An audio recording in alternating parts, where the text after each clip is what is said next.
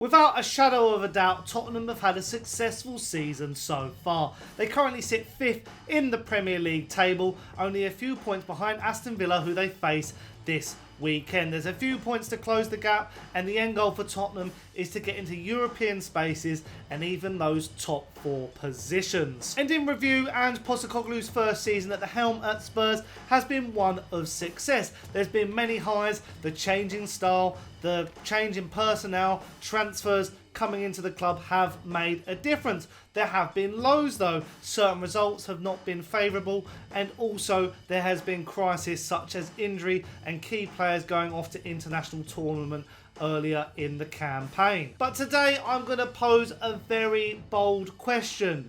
We are currently, Tottenham Hotspur, ahead of schedule and doing better than the likes of Arsenal and Liverpool.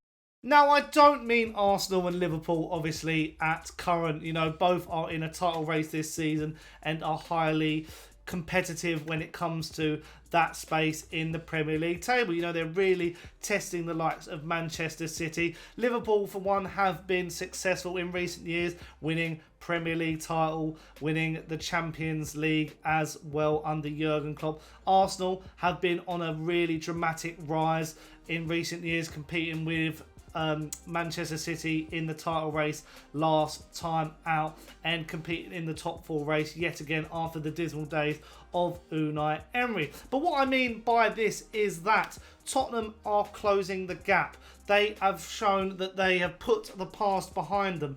Gone are the days of Antonio Conte, of Jose Mourinho, of Nuno Espirito Santo at the club. And now there seems to be more promise in a project-style system. The reason I compare Tottenham to Liverpool and Arsenal is due to the projects that began at those clubs. Liverpool brought in Jurgen Klopp to change their fortunes after Brendan Rodgers was at the helm and failed in a title bid for them. And similarly with Mikel Arteta at Arsenal, he replaced Unai Emery, who had to obviously replace Arsene Wenger. New eras were beginning, squads have to be overhauled, and transfers were coming in to build squads to compete with the very best in the Premier League. Many critics of Ange Postecoglou suggested that he would have a slow start at Tottenham Hotspur, like many of his other clubs. Celtic, Yokohama F, Marinos, Melbourne Victory, for example. But he did the very opposite. He came in and absolutely went all guns blazing, and Tottenham found themselves top of the Premier League earlier in the season. And as I've mentioned, as many Tottenham fans would, me included, we would have snapped your hand off to be in this position after the sale of Harry Kane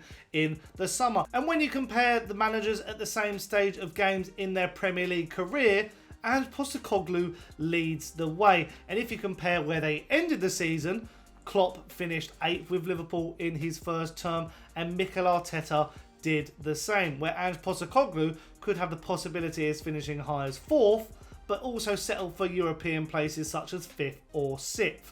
Maybe 7th. The metrics are all higher, there are more wins, there are more goals, but he has conceded more than the other two. So this is very positive reading, but there are things to counter-argue this point. Both Klopp and Arteta came in halfway through seasons. They didn't get a pre-season like Ange Postecoglou. It meant that Ange Postecoglou could lay down his foundations and bring Ange Ball to Tottenham Hotspur Football Club. It meant he had a transfer window to bring in players that would fit his mould. You look at Mickey van der Ven, Vicario, James Maddison, whereas the likes of Mikel Arteta still had to deal with Mustafi and Sead Kolasinac, and also I believe Jurgen Klopp still had the likes of Joe Allen and Marinos at Liverpool. And at the moment, I'm just talking about the Premier League and the domestic form. Ange Postecoglou has set the world alight, whereas the likes of Klopp and Arteta were slow burners. Arteta has gone on to finish 5th after 2 8th-place finishes, and then 2nd, and this year could finish up to 3rd, 2nd, or even 1st. Jurgen Klopp the same. He finished 8th and then went on to finish and move up to the table, finishing consistently in the top 4. He's won everything that you could possibly win at Liverpool, and if it weren't for Manchester City being so dominant, Liverpool would have won even more. And even going back to their first seasons, you've got to think, Arsenal did win the FA Cup under Mikel Arteta in a COVID-style season.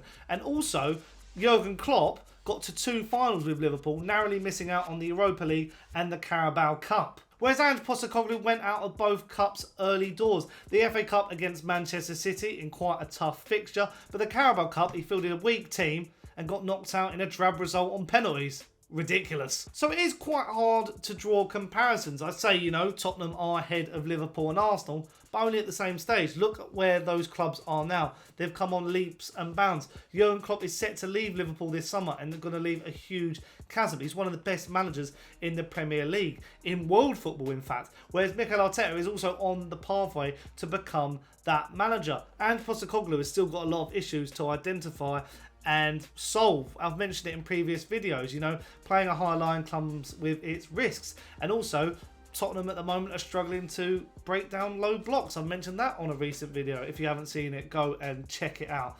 But yeah, it's not an end goal yet for Ange Postecoglou. There's still a lot of things that he needs to do to get to the level of these managers. I mean, Mikel Arteta has still got a lot to get to Jurgen Klopp's level. So it's not a foregone conclusion as of yet. But the reason I'm making the comparisons is they're all projects. You know, Liverpool ended up being a project. They lost a Champions League final. They went and bought Alisson and Van Dijk. It is what it is. They invested money from the sale of Coutinho to make those transfers. Arsenal had to rip out half their squad and replace it, bringing in Ødegaard, bringing in Gabriel Jesus, Zinchenko, all these sort of players to make a difference. Splashing £100 million on Declan Rice. It's not easy and it will take time. Tottenham have done quite a lot. They've improved their defence, but there's still areas where they need to improve personnel. They're getting rid of all their deadwood. Hugo Lloris has gone. Eric Dyer has gone. But there's still players hanging around the club that need to be gotten rid of. But I'm speaking on behalf of all Tottenham fans here where I say we all trust the process, we all trust Ange Postecoglou, and we are on the right track at the football club. Come on, you Spurs. So let me know in the comments down below, are Tottenham on the right track under Ange Postecoglou? I know what your answers are going to be. And are we emulating the likes of Liverpool and Arsenal in the Premier League in these processes, in these procedures to get to our end goal of competing at the very top? Let me know all your thoughts in the comments down below. And if you have enjoyed it, why don't you leave a like on the video, subscribe to Sunny Talk Spurs and hit the notification bell because it'll let you know when I've gone live. And also you can become a member, link in the description down below. And until next time, I'll see you pretty soon and a ciao.